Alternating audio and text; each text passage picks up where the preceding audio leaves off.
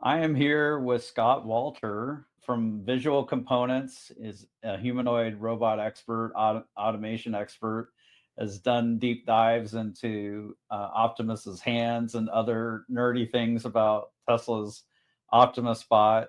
And we're here to talk about Elon's latest comments about producing several thousand Tesla bots this year, 50,000 the year after, 500,000 the year after that, basically 10xing per year. Also want to talk about just some of the features that we see with the current Optimus. So Scott, welcome. Oh, hello, Bradford. How you doing? Hope you are enjoying the winter weather up where you are. Yeah, it's pretty cold. So let's talk about TeslaBot. What Mhm. was your first reaction to hearing about Elon's timetable for production of TeslaBot? Okay, a certain amount of excitement because it gets maybe a bit closer to those overly optimistic timelines that we were talking Mhm. about. Is it 2 years ago now? Yeah. When we first talked about it, I think we get a little bit ahead of our skis and just assuming that they'd be able to do really quick. And so I've pulled back and assuming that everyone's going to be a bit more cautious. And you do need to be a bit more cautious because there's no sense to scale before you actually have a working product. It's taking a little bit longer to get to that. But if we look at it, it may be But closer Scott, to original targets than we thought. it Yeah, walks on mulch yeah, and yeah, can yeah. keep its balance. Why is it not a product yet? Well, that's the thing. A year ago was too early to scale. So what I'm Mhm, saying now is doing the fine tuning to make sure you're ready. They're getting to integrate the hand, and I'm assuming there might be a bit more. But if we look at the numbers and where they're talking about to be based on past statements, the 500,000 bots is not going to be the version we see right now. It won't even mhm, be the Gen 3 because we're assuming it's mhm, the Gen 3 they want to scale up this year, and then after that. And mhm, then for internal use, and then they'll figure out how to productize it after that. So every lesson learned from it, so it'll be more of a Gen 4. But the assumption is that Gen 4 won't be revolutionary, but evolutionary from what you have that allows you to get.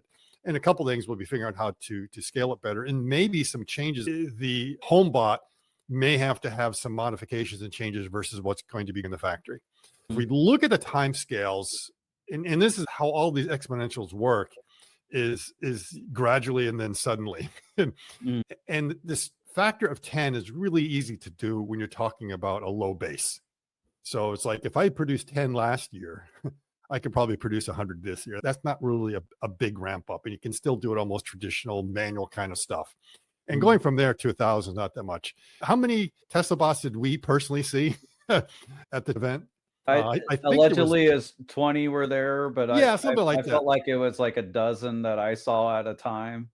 Yeah, Um, and there were some that were up and dancing, and some that were mhm. walking around, and there's a bar. So I think there was somewhere in the order of that, and we saw that one of them had a number that was 43.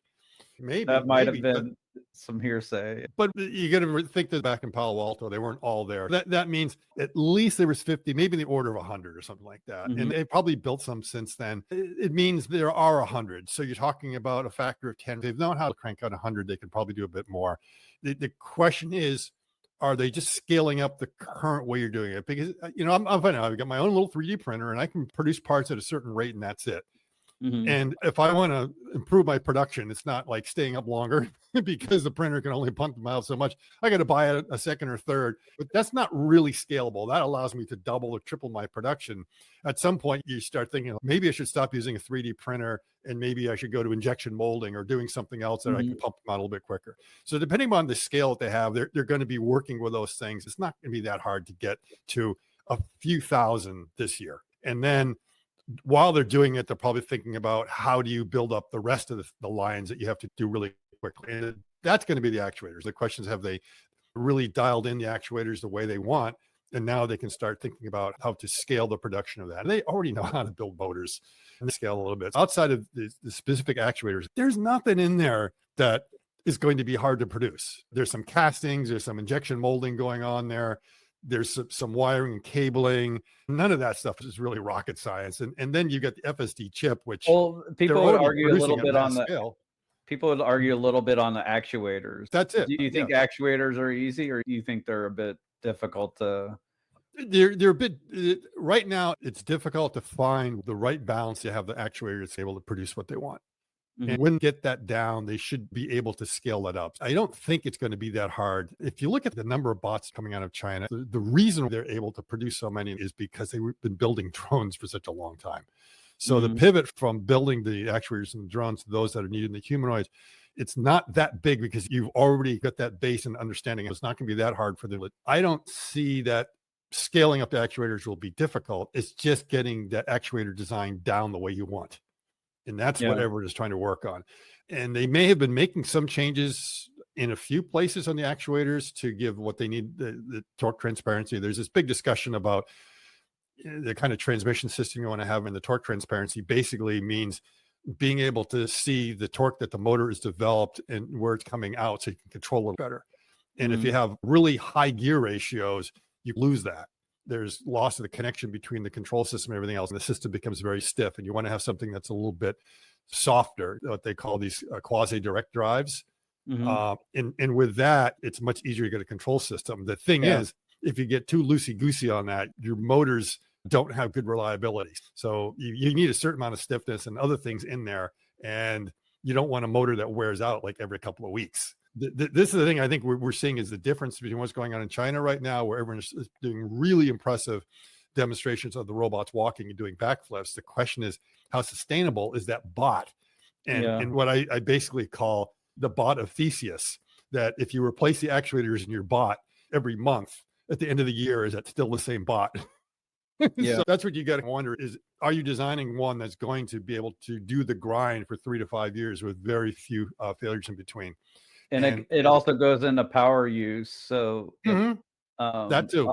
I'll use the wrong word, but there's like a certain bias or tension that you can have with the actuator. Like some can be easier to pull out versus push in. And Exactly. Into the power use and the bias there. Yeah. There's a lot of decisions they got to make that you alluded to. And I do want to say, so Scott's expertise is in manufacturing. He's a hardcore manufacturing nerd. So their company, Visual Components, they make software where you can look at how the object flows through your factory, what the workflow looks like, whether it's human or with high-speed robot arms, all the different enclosures and interactions, and if the robots are getting in the way of the humans, and like the motion of the automated arm, are you getting the right motion? Is it clipping any objects in the space? You're well around manufacturing and electric drives and robots, because you've been dealing with robots in factories for a long time.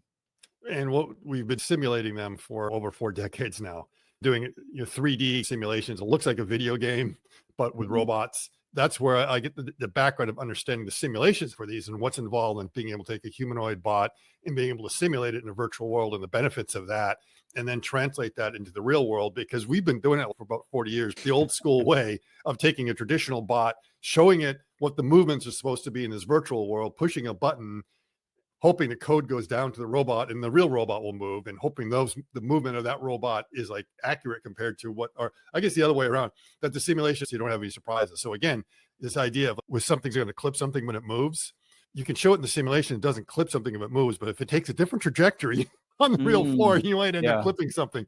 You can have a high degree of confidence in your simulation. There's a lot of, I guess you can say, nuance that goes on there. If you don't simulate the way your mechanism drives work correctly, you will get a different result, and maybe not the result that you want. There's some hardcore stuff they have to be doing to be able to simulate a lot of these bots in something like Isaac Sim, which is what NVIDIA is providing to everyone.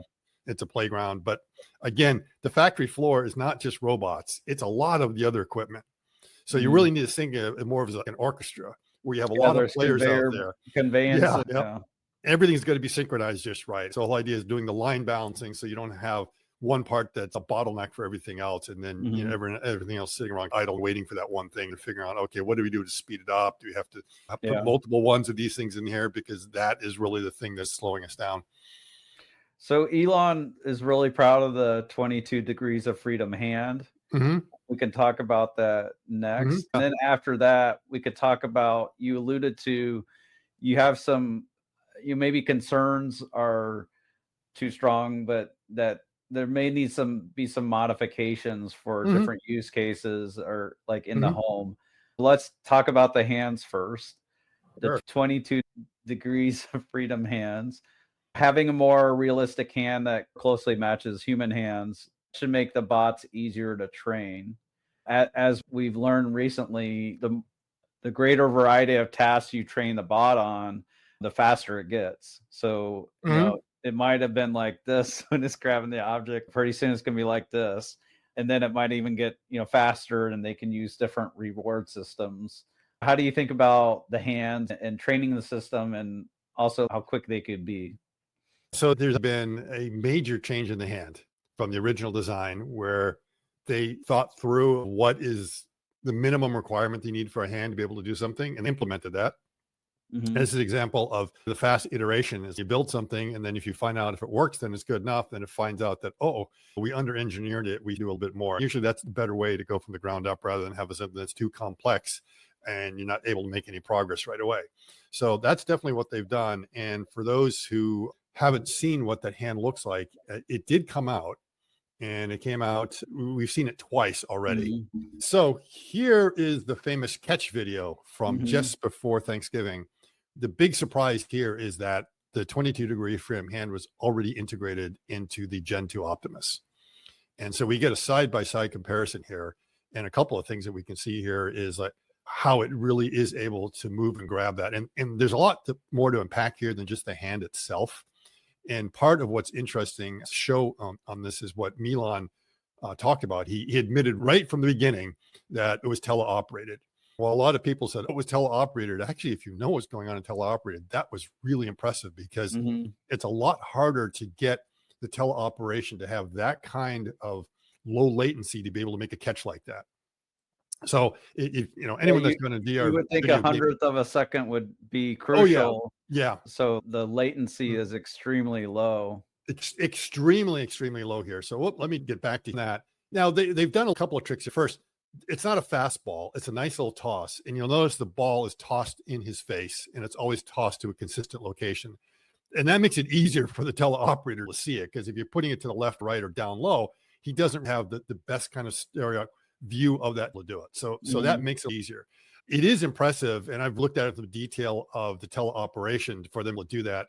And it goes right down to even a patent that they have. That's probably what is the new Tesla protocol that they have. Instead of TCP IP, there's like a Tesla protocol that Mhm. allows everything in the Cybertruck and that. It's probably the same thing here.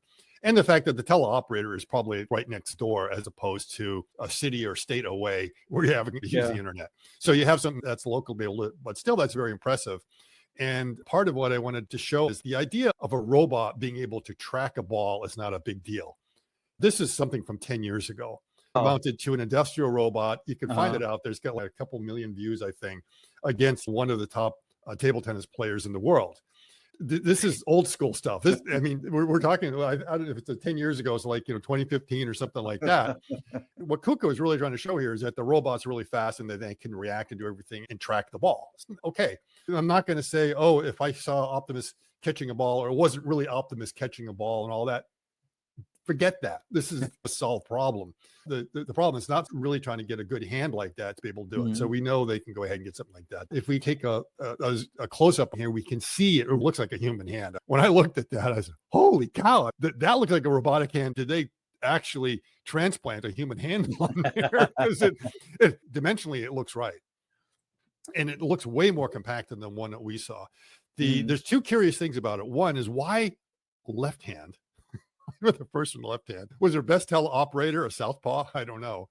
And the other, Maybe. this big exposed area, why is that not a hard shell? What's going on there? Didn't they move the drives to the wrist? I'm The kind of drives are no wondering. longer in the hand? Yeah, that's what I'm wondering and speculating, but I think it may be. And we can look at it and get an idea. Notice how clean the entire forearm is. These are the cables in the Gen 2, and you don't Mhm. see any of them on here. When it's going around, look for a cable, you won't find any. They really packaged it well. Even the stuff coming from the elbow out, it's just not there. We can compare the two arms side by side. You see the really bulky forearm here. And these two black Mm. drives here are just exclusively for the wrist. And you see how much space they take. Now, they've made that way more compact. They had to shove a bunch of actuators into there in order to get the hand to work. The actuators that were in the hand are up here in the palm are gone now. Mhm. That's why the palm is a little bit smaller and more compact, because they don't have to stuff actuators in there, but they had to Yeah. figure out in the forearm. Elon was complaining, we have a lot to do to package it better and make it lighter and stuff like that. How much lighter can you make it? How much smaller? I'm assuming the hand that's on there right now may not be any heavier than the previous one, even though they've added more actuators. And we're going from 6 actuators up here to they probably have 24 actuators, not Wow. including the wrist. Okay. That's Mhm. 26, and not including the one for the roll of the wrist. We're really talking about it being like 25 actuators that are in that whole forearm area. By moving them a little bit Work- closer to the elbow, you're taking a lot of the mass out of the hand and moving it down here. So the hand is lighter. So even if it's a little bit heavier from a standpoint of inertia, you'd rather have most your mass concentrated towards the center than hanging Right. way out at the end. Mhm. So if you take something very heavy and keep it close, it's really easy to hold it. But when you hold it straight out, your arms quickly tire. There's already some advantages there. And if they think they've got room to make it even lighter, that's pretty impressive. Here's what the current hands look like. I highlighted where all the cabling is on them. This really big thing just for 2 degrees of freedom on the wrist. Now they've taken that mechanism and modified it a little bit more to be able to go in there. This is like the original design that they had to get an idea of the tendons that are in there and the mechanics of where it is, just so people can remember. And this is the motor, the actuators that they had in the original hand. They've cleaned this up. They've got rid of this worm drive and everything else. It looks like from the actuators that we saw that they're pulling it down. I think I've got a picture and image that's going to be coming up. If we look at this, you can see this is not the hand that's on Optimus right now. This is clearly a prototype. The reason why this one is left-handed, I figured out why it's left-handed. Bradford, do you play the guitar? No, Do you know anyone who does play the guitar? but that's where you strum with your right hand typically. And it's the left hand that is playing the chords. Okay. Okay. Oh, maybe that's why it was the left hand to start out, because they wanted to be able to show that. Now, if you look at it, you can see all the cabling down here. I can get super deep, divey, wonky on why there's so many. My estimate is that you've got these little solenoid. It almost looks like solenoids going up, but these are actuators going up and down. You can see that line right where my cursor. The current way that they're doing it in Optimus 2 is they're basically winding the tendon up on a spool and unwinding it. That Okay. and this here is they're pulling and releasing, and that's one way of being able to make it more compact. That's one trick. But you have a lot of these things out here that they flex around a lot. What's Mhm. hard to see is that the wrist mechanism is behind there. You may get a glimpse of the wrist mechanism in the back a little bit, going up and down. And I have a slide. I'll show you what that wrist mechanism looks like here in a second. Okay. So this is how the Gen 1, Gen 2 wrist mechanism operates. It's basically a 3-bar mechanism where you have a pin joint here and a pin joint out here. And the result of that is that actuator has to move back and forth. Mhm. The Gen 3, they actually added an extra link mechanism between the actuator and here. And that's the thing that does the movement that allows the actuator to actually be affixed to this. So it doesn't move back and forth. They, in some ways, they added some complexity, but took some complexity away. You still have 2 what are known as Heim joints here, which are basically like a spherical joint, because all I'm showing you here is the motion in the plane. This thing also moves out of plane. Because of that, it can't be a pin joint. It has to be a spherical joint. So the spherical joint that's down here disappeared and moved up here.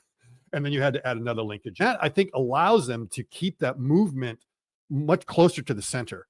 And so there's no movement going on here. And they could have moved it to the bottom part of the forearm, but I don't think they did. I think it's a great solution, Scott.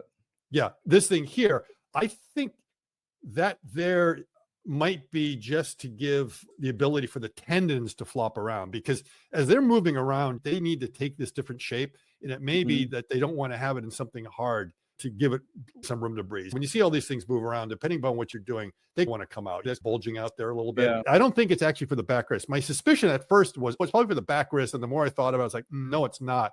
Assuming they've kept this design that it's on the top side of the forearm, not the bottom side. But you could put it on the bottom side of the forearm. We've actually seen a mechanism that does it that way. And we saw it in Austin. And it wasn't Tesla. So there is no reason why it has to be the top. It can also be in the bottom. You could do either or. Okay. Yeah, now a close up on here, you can see this carpal tunnel here where everything is going through. This is actually a better one from Dirty Tesla, showing you the back mechanism going around there and how much everything here flops around. And I think it's going to be a nice little turn in here where we should be able to see what the wrist mechanism is going to look like as it comes around. Nice view on the underside there. You see no actuators. Everything is in here. And you might wonder, okay, 22 degrees of freedom. Why would they have 24 actuators? It doesn't make sense. You would think that would be the right amount. And the thing is, they don't have individual actuation on what people call the knuckles or the IP joints. Those are following joints based on the tendon pull. So you have one actuator that causes the finger to collapse, and all three of those joints are rotating in concert as a result of that. And that's one actuator doing that. So the 11 degree of freedom hand right now only has 6 actuators. You would think, oh, if they've gone to 22, then that probably means 12. And I'm like, nope, they've actually got 24. Here, I went ahead and I tried to figure out what the 22 degrees freedom were. And here's where all of them are. The 11 DOF one was missing one of these IP joints. You get the distal IP and proximal IP or interphalangeal. So that's why these are both called IPs. And then down here where it meets the palm is where you have the metacarpal phalangeal right on there. And that has 2 degrees of freedom as opposed to one that's in there. And so again, in order to do the Spock, you need to do what they call abduction. That's that left and right kind of movement. You also have closing your fingers and the opening your fingers. The way Optimus does it currently is that they pull on that tendon. And as they pull on the tendon, your hand closes. When you release the tendon, you can't do much because if you know on your bicycle, like you pull on the brake pedal one way, it clamps the brakes down. And then you release it and tendons suck in compression. They're meant to work in tension. The reason your brake opens up is because there's a spring that pops it open. And Optimus does the same thing. There are torsion springs in all of the knuckles or IP joints that actually allow it to open up. So all they do is remove the tension on it by trying to push it, and the fingers have to open up themselves. And that means you're really dependent on those springs not sticking and working right. And there's no way you can have force to open it up. Turns out in our hands, we have 2 tendons, which are called flexors, that help us close it to give a grasp. And we also have one on top of our finger, which is the extensor. And when you pull on that, actually allows your finger to open up. And we can see that if we look really closely on here, we can see a wire going through each of these joints here. And these are the flexors. Okay, so that's the flexion that you're seeing right there. You can see there are 2 different tendons. There's an abductor and an adductor. As you pull on one, the finger is going to move to the left, and you move one of them is going to the right, or it's going to add or abduct. And I think the add and abduction is something like moving into the center of the body, and the other one means moving away from the center.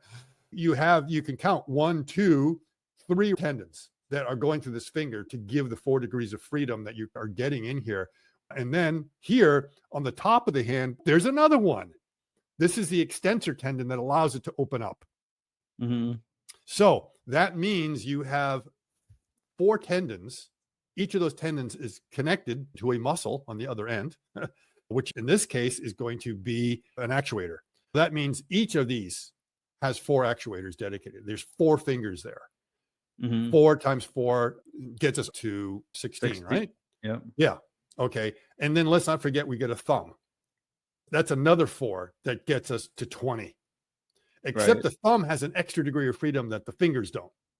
So it basically has 3 down here. The MCP joints here only have 2 degrees of freedom on your fingers, but when you get down here, you have what they call a CMC joint. You got that extra joint right here. Yes, exactly. And you get what's called opposition and reposition. Most mechanical hands cannot touch the tips of the other fingers. And that's what they call wanting to do the opposition, be able to not only touch the tips of other fingers, but being able to touch up and down on your finger on different locations of the phalanges as you go up and down. And so you want a thumb that's dexterous enough to be able to do that kind of motion. So they can touch the fingertips anywhere they want on the fingers. And that's the kind of thing that doctors are looking for when they're trying to restore motion in people who had an injury, to see how much opposition they can get. And then we have another mystery one, which is this red one right here, which gets us to 22. You were counting all these 4 degrees of freedom for each finger. And then you have also 4 degrees of freedom for the thumb plus 1 more gets you to 21. How do you get to the 22? And you got that here in the palm that's going on there. And I was trying to figure out, I was assuming that the wrist yaw was in there. This is not counted in there. So these 2 here add to the 22 degrees of freedom. So we're really talking about the digits moving around. Why they have that in the palm, I don't quite know. I guess we can do that with our pinky a little bit, but it's a really strange one that they we decided to go for that. we can do that with each finger. A little bit. Yeah. We definitely could do it more on the pinky, and maybe they just have room to do it. Yeah, it looks like they had room to do it. It's not quite how we do it in our hands. So this is again like an emulate, and even the thumb movement, they have 3 degrees of freedom here, but the way they're doing those 3 degrees of freedom is not actually the same way we do it with our thumb. But the end result is the same. Is that you get all that motion you need. You just combine, just like the shoulder doesn't articulate the way our shoulder does, but you get the same end result. What are your thoughts at a high level about this hand? Do you love it? Should Tesla just move forward with this hand? What are your thoughts here? Okay, we can see the evolution they've made on Optimus, and that all these fingers were the same size. That hand looked bigger than a human hand to me, which made sense because it was probably just a prototype. So they've packaged it quite nice, and it looks so real, and the ability to catch that. The biggest concern is manufacturability. Like anyone that's had to deal with tendons and cabling and stuff like that. Remember, Elon is famous for complaining about flexible cables and how hard they were to put cars. It's really hard to automate. And now here you're going, making a really complex product here. But again, if that hand is really flexible, able to do the work that it has, the dexterity you want, these things are going to be building this hand. So don't worry about how complex it is. So maybe it's a problem that literally takes care of itself as you go along there. And so, yeah, I think we've gone through here looking at it. This was another nice close up there. Now, how did I get to 24 from 22? Yeah, 24. Okay, the thumb has 5 degrees of freedom, and instead of having and then you got this palm here, the pinky, and this one needs 2. It needs an open and close, just like this extra movement here on the thumb needs to open and close. And it would make sense because you see all the actuators are not here. You try counting like all these tendons that are coming out. You get, it's hard to count all of them. You get lost looking at them. Some principal ones top, and there's basically 3 rings of these. There's no way they could stack them all together. And so they have 3 rings. And it looks like they have 8 along here, which would make sense that the next ring probably has 8 and the one below that has 8, because 24 divided by 3, or it's a really nice number. So in some ways, maybe it was like, guess what? We could fit 2 more actuators there, boss. What should we do with it? And why don't you just put a hinge right there on the pinky? Maybe that's what it was. We have this space. Let's go ahead and use it. That's the only other explanation on why they would have something like that I've been trying to figure out. So yeah, that's the 22 degree of freedom hand and the catching that's going on. And the thing that impresses me, of course, is what they've done telerobotically. Here's a very early image, because remember, the guy who was catching the ball, it wasn't just about moving his hands. There had to be something to be able to get the hand to actually grab it. And what I'm wondering is what they have. And we've already seen some different types of motion captures. A lot of times everyone is using standard kit, like a Valve or an Oculus. If you have your normal hand controllers moving those things around, they have a trigger button on something like that. And so basically they set up the triggers, like make the fingers open and close. You don't have a whole lot of movement on the robotic hand. Even though the robotic hand has a lot of movement, the teleoperator may not have all of it unless you've got a data glove. And everyone's trying to figure out what's the best way to get the data that we can move each finger individually. And they can do it, but let's say not quite with the dexterity that you're used to doing with a real human hand. Now they've moved that 22 DOF hand. I'm wondering how they're doing that motion capture, whether they've got some really interesting instrumentation on a hand that they're putting on there, or are they using cameras to look at the gesture that person's doing and deciding that this is what we want to do? Because that's another way of doing motion capture. You also are getting the fine data of the current on the motors. So the resistance on the motors, you're getting that. For the person that's teleoperating, you could give them haptic feedback. That would be important. And that's what's they missing. know not to squeeze harder. That's always been the problem, is that you don't get the haptic feedback.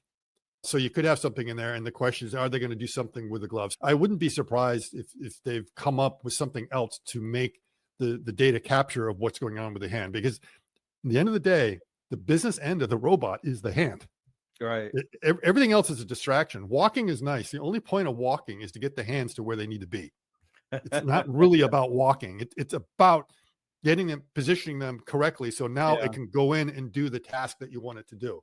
And while it's nice to have extreme mobility, to be able to quick and do backflips and stuff like that, it's really not as important as what you want to have with a hand. And so don't sell short what's going on in the telerobotic space here. That's an important component, getting rid of that lag and figuring out how to do it. And I've been playing at home, trying to do my own teleoperation myself with my virtual, which I've already done before with visual components back pre-COVID. We were trying to take a lot of our humanoid models that we use that weren't meant to be humanoid robots, but actually like demonstrating what a human would do on the factory floor, and trying to capture ergonomic data by moving a hand controller around in the air and then transferring that into the joint actions of the robot that you want to have. So familiar with that. Now we can see here, I think they might have some light boxes out there, but we can see it almost looks like off the shelf telerobotic kit that they are using. And that you can see how all the teleoperators are wired into this big box right there, which is helping them to do the motion capture. And you'll notice what's rather interesting is all the humans are standing on an induction recharging pad. I'm joking. Oh. Shouldn't Optimus be the one standing on that? So it looks like they're being told this is where you have to stand and do not leave this mat. It could also be that's a hard concrete floor. And just from the standpoint of a little bit of ergonomics of the humans, they don't standing the whole day on a hard surface. They pretty much don't want to walk, because most of the telerobotics, the robot doesn't walk. It's almost like they lock it out. It's about the upper body, and about all the robot might do is go up and down if they have to grab something. So you can see everything here is really focused on just the upper body movement and trying to get that right. But Scott, the ladies say the motion is in the hips. Oh, and we'll get to that in a moment. Yeah, we can do it. What do you think about the hand overall? It seems very impressive. It looks like it can do all this stuff. Yes, so it can do on top of. So the opposition, meaning that can it do that? It can do just about all that. It can clearly do this. They're all separate. So it definitely has a lot of the movement that you would expect to have in a hand and that you would need. And I think in that post, we didn't go through all the details that Elon talked about, besides saving the weight and the volume that they want to try to improve. They're also going to have some tactile and getting the feedback on that. This is pretty interesting compared to their original thoughts on it. So we don't need it. And they were getting by without it. And they're beginning to realize it's not a bad thing to have. I think the approach they take from the bottom up makes sense, because you could over engineer it and rely too much on that and not realize that there are other methods of sensory perception that have nothing to do with having anything tactile. That's feedback from the currents of the system, that when your finger closes and comes in contact with something, the current changes. There's a little spike you'll notice. So you've almost got built-in sensory data. If you can figure out how to make sense of that, that can help augment everything else. It invites the whole question of sensor fusion. Remember what a debacle that was with LiDAR and cameras and stuff. We were already having to do a certain amount of sensor fusion with the eyes. Remember the Tesla bot walking? They were walking in the woods, basically blindfolded. They said the vision system was not there.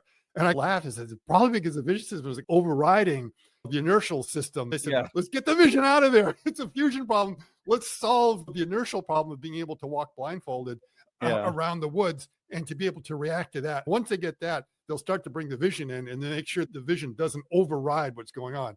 And that would be like, hell no, I'm not walking on that mulch.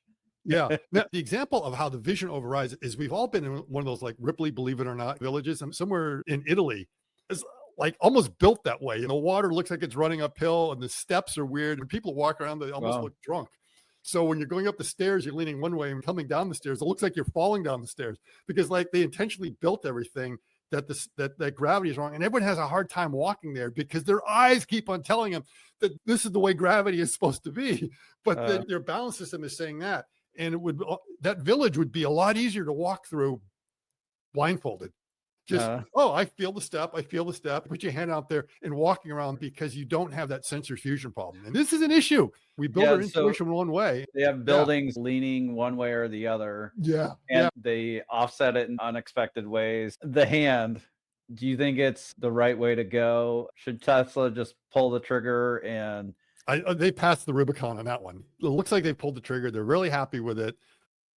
There's a huge debate out there about tendons and whether that's a good approach to take or not. And a lot of people that have ventured down that path have then abandoned it, because tendons are finicky. They stretch. They have all these other things. There are a lot of problems that need to be solved. It doesn't mean they're unsolvable. It just means you have to be willing to dig in. And there's like really only two companies that are vested in that, Tesla now and 1X. And 1X has taken it to the nth degree, and the whole bot is basically based on tendons. And then you get clone robotics, which I don't know. That's a weird, that's also like doing everything with tendons, but that's like a completely different thing. And that's basically producing, building the data from Star Trek. And who knows whether they'll be successful in that or not. But everyone else That's is where it looks sticking like with, muscles, right? oh yeah, it Yeah. looks like muscle. It is something else, and I'm fine. Everyone is cheering for these guys to pull it off, but it's going to be something else. It's not going to be ready tomorrow. But it's one of those things that if they are getting enough success and if they're able to attract enough capital, and they probably have, because they were like some, a group in Poland that no one had heard of were doing the stuff, and now suddenly they're in Silicon Valley. And if you want the money, that's where you want to go. So they're showing that off. You got to look at Tesla, a hybrid on a lot of things. Some companies have gone full bore on linear actuation, Mm-hmm. and really saying that they're eschewing any idea that you want to have rotary actuators. Most of the others have gone like the full rotary actuators, like most of the Chinese bots are there. Tesla is a combination of both. They have some linear drives, some rotary drives, and now they've got some tendons where they decided it's appropriate. They're not a one size fits all. They're looking at what's the best thing. When it came to seeing the integration of the hand on the tests on the Gen 2 bot, I was surprised because Elon has talked about a Gen 3 bot. The Gen 3 bot tells me top to bottom, it's different. We're not talking about a different fascia. There's the Model 3 refresh, and then there was like some of the updates that they did the Model 3 a few years ago. They're very different. Is the Gen 3 bot just a little bit of updates, or is it more? Would it be over engineering if they took the hand approach and put it on the feet? Yeah, I think it might be overkill right now. I mean, there's different schools of, I mean, there are people that literally have the foot fetishes that think that the feet need to be engineered to be like real feet, because our feet are amazing if you look at it. In many ways, the reason why our feet have so, I think there's like 25% of the bones in our body are in our feet. And so that's crazy, considering we like put them in a box our whole life and we don't even take advantage of it. The reason is that evolution hasn't had time to get rid of them all. We're not really using them. But when we were in the trees, we needed them because we were hanging from limbs and everything else. So they become more and more stiff. You don't need the full degrees of freedom down there. And I know some friends are going to be in the comments just like, how dare you, traitor, how important the feet are. And I agree, from the standpoint of human anatomy and everything else, our feet are very important. But from the standpoint of a humanoid bot, you don't need to do much more than get a little bit of flexion in there. There's some things you don't have to do a whole lot. You're not trying to assemble things with your feet. Just keep it simple down there. Do you think if you bring the bot into the home, there's maybe some questions in the hip and shoulder, but do you think they do something with the feet when they bring it into the home? I think we already saw there was something about the shoes, and at 1010, we're talking about making the shoes available in the Tesla, because all these bots are going to have some kind of shoe. There's no doubt about it.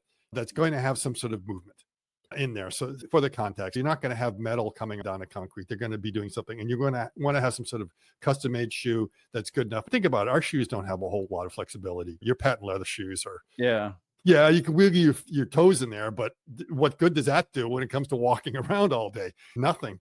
So you don't really need to have that.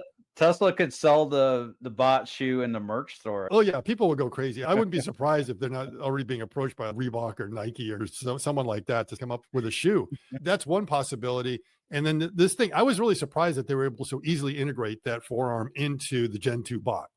Because wait a minute, I thought there'd be like a major interfacing issue there. And maybe it's that they are using some similar approaches that allow that. It's a Frankenstein here, right? I think we're really taking parts of the Gen 3 bot and putting them in the Gen 2 bot to be tested right now. I'm assuming there's going to be a full makeover of a lot of it. Gen 3 to me sounds like it's something very different. Could be wrong on that, because I'm already seeing maybe Gen 3 is just Gen 2 with new hands. I was expecting there to be a little bit more. It could also come down to needing more movement in the torso, because we see other bot companies adding an extra degree of freedom. There's a debate on whether you need that degree of freedom or not. Is that turning your hips? Rotating your hips? The bot can turn the hips. See, what they've done is they're doing a certain amount of redundancy here. Or is it bending? Yeah, it's basically the bending at the hip. I'm trying to see how much we can see what I have here. I can see. Yeah, okay. Basically, there's two ways that we can lean forward. We can lean by bending our torso there. The other is you can just bend at the hips themselves. Oh, okay. So Optimus is able to bend forward, but it's only able to bend forward because of this redundancy that you have in that hip. And it might be easier to show on the model over here. the way to lean forward is that I can take this whole thing and try to lean it right now because it broke right after I talked to Randy Kirk. This thing like fell off my desk and it's been it. So he's stiff right now. He cannot move there. And we can see we can make his legs go forward like that. But what if I take the legs forward and then plant them on the floor? Mhm. It has the same effect of the hip going, of the torso leaning forward. And that's how Optimus is doing it right now. That's also how Figure is doing it. Figure actually had that extra degree of freedom for doing it, and they decided to take it away. Now, they do have the left to right, and they do have the bending back and forth. So they can do this, and they can twist. Mhm. Again, you can argue, do you even need the twisting motion? The twisting motion is important for the walking, for the gait, to be able to do it. Okay.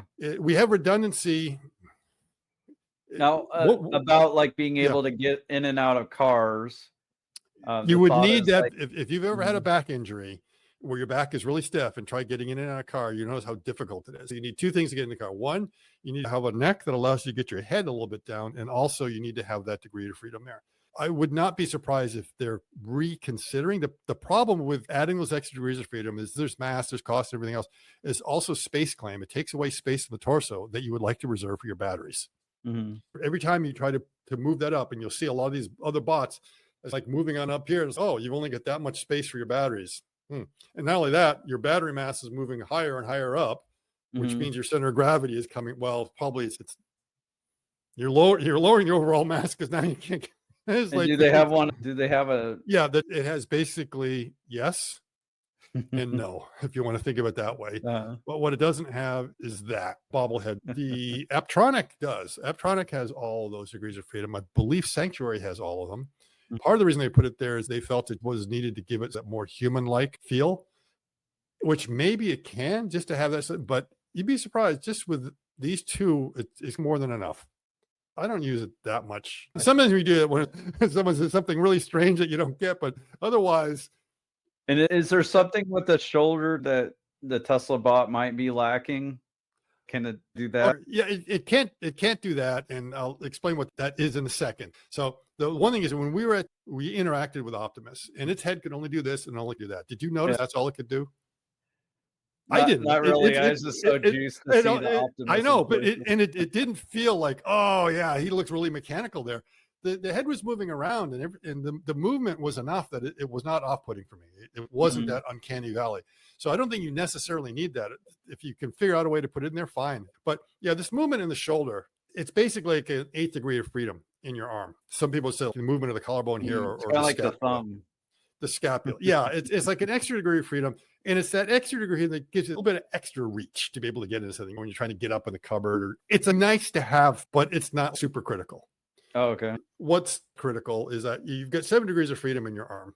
3 of them are at your shoulder. Technically, you could build a shoulder that only has 2 degrees of freedom. You could take one of them away. This is the one that allows your elbow to roll back and forth. But when you do, your elbow is going to be in funny positions when you try to do stuff. You need that to get the elbow up to where it needs. Part of the reason you have that is you don't have full flexibility in your hands, but you've got this degree of freedom in your hand, which you could lock out. In the original Bumblebee, it was locked out. It did not move this way. It could only do that. And they decided to put it in with that mechanism, which I've actually asked people who designed that mechanism, what's that mechanism called? Because I've tried to look it up at Wikipedia and other thing, and I don't remember seeing anything like that in my engineering textbooks. They call it a MIMO, which is a multi-in, multi-out. So we'll call that thing a MIMO joint from now on. All right. So you have this movement, which you could almost get away with not having, but still it's a nice to have joint. And this is what kind of gives you the whole 7th degree of freedom. The scapula would be nice, but again, it's too much. Clone will probably have it. Clone's doing everything. They will probably have something like that in there. You don't necessarily need it, but I think they may need that extra degree of freedom in the torso in order to get in and out of the car, because we saw Optimus in the Cybercab, but what we did not see is Optimus getting into the Cybercab. And the torso one, would that also help with stairs potentially, or ladders? It would help with plumbing. To do any plumbing, you need to be a contortionist. To get back to where that nut is that you're going to tighten, you have to get around and contort your body in a particular way. So there would be advantage. I don't think it's not like you absolutely need that, depending on what's going around the house. Going up and down ladders, you probably don't absolutely need it. What's interesting is where that's happening with Optimus. It's not in a good location. Does Brett Adcock and the folks at Figure, do they have some kind of patent on the hip? Not that I'm aware of. He was like excited about his hip at one point and thought yeah, he was the first, and I don't know. Yeah, what's funny is that when Herbert and I interviewed him back in February, I popped this question that I ask all of them, and it really is my favorite question because the answers I'm getting from some of these engineers is really enlightening. And that is, if you could take away a joint, which one would it be? For a lot of them, it's easier to say, if I could put one in, it was like free, it doesn't cost you anything, no mass penalty, no power penalty, nothing. It's like, where would you put it? And so to really find out, and it's not, if you had to take one away, which one would it be? And he was having a hard time because he felt like they had really optimized the whole thing. They answered that question in Figure 2. They took it away from the torso. So they had full 3 degrees of freedom. They took it away. They also upended their design a little bit because the most important movement with walking is this flexion extension. That's the one you really want to have the most powerful motor. You do have this abduction, and then you have rotation. On the Tesla bot, this movement and this movement are basically the first 2 motors in that series. And then they have the linear ones, and the rotation of the hip happens really down low on Optimus. So when you really look down where Optimus is walking, that swinging motion is happening well below where you would expect the pelvis to be. So the pelvis is up high and it's really down low there. And so that means when Optimus wants to lean forward, it's leaning from down there. It's not leaning from up here. So it can't lean quite as well as us, which in some ways can complicate some of the telerobotic control when you want to really talk about an operator leaning and doing some other stuff. So they literally have rules on how they can move their body and move their hand. If we go back to that video that was last February, the shot that I showed the teleoperator earlier, he was moving his head around looking at stuff, and Optimus couldn't do that. At that point, Optimus was like this with its head.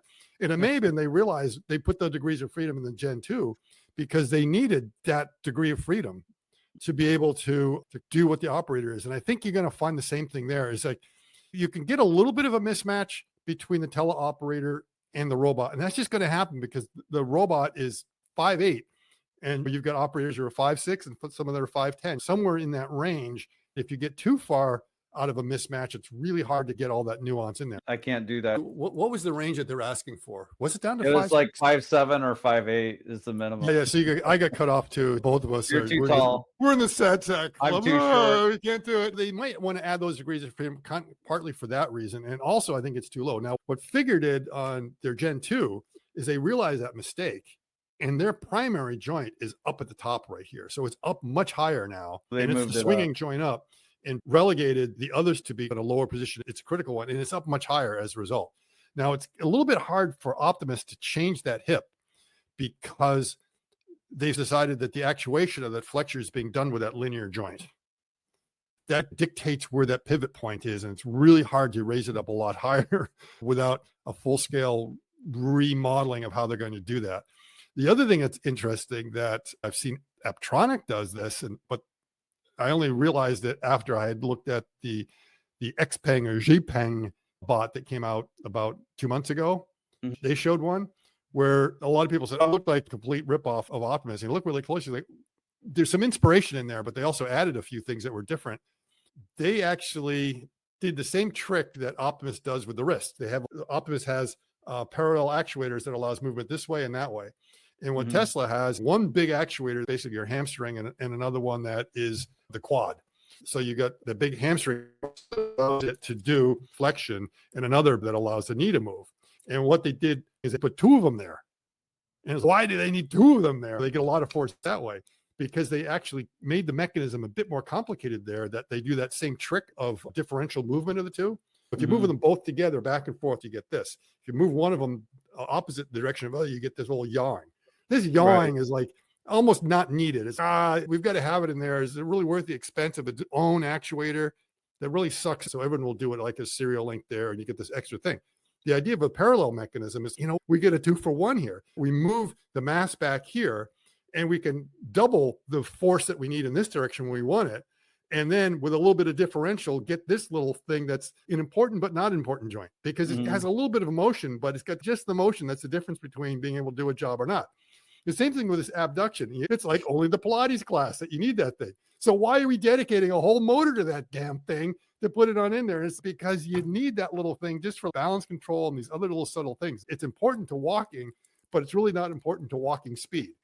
Mhm. If you do need that little bit, it's clever to go ahead and put a parallel mechanism in there that allows you to get that 2-for-1. That means they can get a lot of power in their stride. So I look at this, it's interesting. There's a lot of parts that have to go in there, a lot of moving parts to be able to deal with that. They could have the same problem, is that it's still pretty low here if you're not going to have that additional degree of freedom up there. I would think that Optimus might have, because I think Gen 3 is going to be different. And I think they maybe aren't that afraid of adding degrees of way back, and let's pretend that all they do is Gen 2 and then they pop on new hands. Do you think that would be a great product to start with? Oh, for manufacturing, yeah. For what they want to do right now, which Elon said that the first 1,000 or so is just going to be for internal use. That's probably going to be good enough. Then they would learn a lot to see what they have to change. And then the next generation might be a variation on it, with maybe a couple additional degrees of freedom that they notice they have to have for working the factory, or maybe not. Maybe it's just they've locked it down. And I saw today that everyone was saying, oh, this is $500,000. I think Gary Black said something about with an average selling price of $30,000. And I just laughed. You don't sell it for $30,000 when people are willing to pay $120,000 for it. Okay. It's whatever margins you want, you will get. The demand will be so high, you're just going to be supply limited. It won't go in the home for a couple of years because no one's going to be willing to pay $120,000 for the bot at home. Even if it costs $10,000 for Tesla to build, the shareholders would be furious if they were selling that bot for $30,000 when there's people willing to pay 90 or 100. And the other thing is that you do that, you sell that to me, $30,000. I'll take 100 of them. What do you think I'm going to do with that 100? I'm going to turn around and sell it to the guy down the road for 120. You think Tesla is going to let me do that? No. Yeah, it's insane. Like you can't easily, they could rent it out for 70 per grand. year. Yes, 100,000. That's going to go there. When home use, first, obviously the price is going to have to come down. Maybe a little more degrees of freedom, and we have to make sure they're not certified for home use. As a matter of fact, none of these bots are certified to be around humans in a fully operating capacity. You know why they're not certified? There are no rules, or what? Exactly. There's no standards yet. Oh, wow. So this Kafka-esque kind of thing. We're not going to give you the certification because we don't know how to certify these things yet. So there's committees working on it, and probably within 12 to 18 months, they will have figured out exactly how to certify these things based on the cobotic ratings that we already have for cobots, which are basically light, small industrial robots that are allowed to operate near humans. And so it's two things. First, knowing what the standards are going to be. And second, actually building them to meet those or exceed the standards. One of the biggest problems these bots are going to have is, even though they might be soft and cuddly and stuff like that, they still weigh about 50 kilograms. And if it just falls down, it can hurt someone, no matter how soft and cushy it is. Yeah, if a dog falls on you, grandmother, it just falls over and trips on someone. So that's one of those things they have to figure out, is what do we do when it falls? There's two ways of falling. It trips and loses its balance. And if it is doing that, it needs to learn to fall gracefully. A lot of them are finally starting to do that. Like, that's the first thing I would do, because I know my robot's going to fall a lot. You'll have to train it on that. Yeah. Well, that's what have you ever been to a climbing gym? It's like you show up at a climbing gym, you've never been for it. That's the first thing they do. Not only do they show you, you have to show them that you know how to fall down without killing yourself. Yeah. And then they will give you the pass to actually go in and use the walls. So the robot should be doing the same thing. And you got to know how to go down and how to talk and roll and everything else to be able to break your fall. And it's the same thing when the robots, when they're falling, and we do it. So that's assuming there's no power loss. And then there's the others. It just loses power. And when that happens, it's just going to fall down on something. And you want to make sure it's not going to cause a lot of damage.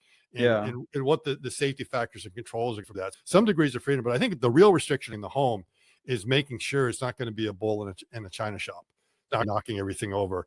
And how do you scale it? Do we have to make them hobbit size? But the thing is, they're hobbit size. How do they get up in the cabinets to put everything away? And I guess some people do it. You get a step stool to go up there and do that. A lot of that mass comes from the size of the battery packs. And the home bot, maybe it's not important that it's able to do 8 hours on a charge. So long as I can get an hour out of the thing and give it a 10-minute boost here and there, that's fine. There could be a lot of different ways of being able to approach it in the home. But the big thing is that there just won't be enough supply. It's for the eccentric guy here and there that's got 120 or 200,000 to throw down to get one. And I've heard, I don't know if it's true, I think there's someone that posted that supposedly they have an order in for Optimus already. So there may already be some select people that have been able to say, I don't know if I believe that. all the friends of Elon that suppose. So I didn't believe that either. It's like, really? It's possible. There will be some people who are able to get the first couple ones. Oh, that might make sense. Like you may honor your earliest investors in Tesla and then go out from there. Yeah, so that's a possibility that they do that. Also, celebrities. Yeah, People yeah. thought that Kim Kardashian had a new boyfriend. And yeah, and as you can see, the Optimus was basically posted. At first, I wasn't sure, was that the actual Gen 2 Optimus? It wasn't Gen 3 because it still was the Gen 2 hands. It was like golden colored. And I wasn't Yeah. sure, was that the real one or was that the Optikin? Is that the one that they have on display? It was a little bit hard to tell. It could have been because I think in the backyard they did have one that was moving. But in the cyber cab, you never saw it moving. Only it was the camera. And we didn't see it get in, we didn't see it get out. But it seemed like it was just a posed position. Maybe the first addition to consumers will be gold. Could be. It was matching the color of the cyber cab. So he's Scott Walter. He's Mhm. with Visual Components, and he does software around setting up a manufacturing line, figuring out the motions of the robots, how the robots interact with the humans, where the bottlenecks are in the production line. You can set up your whole line visually. They have all the standard equipment there and all kinds of nerdy stuff. Check that out at Visual Components. And on X, he's going ballistic 5. Mhm. With that, I'm going to say bye for now. Bye, everyone.